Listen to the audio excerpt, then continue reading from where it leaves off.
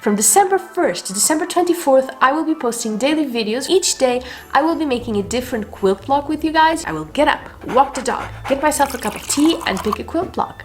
And then I will cut the fabric and make it. This is my very first Vlogmas and it may just be my last because it is going to be insane. Will you join me?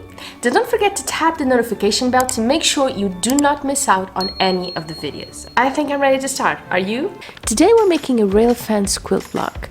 It's colorful and striking, but as promised, so easy to make.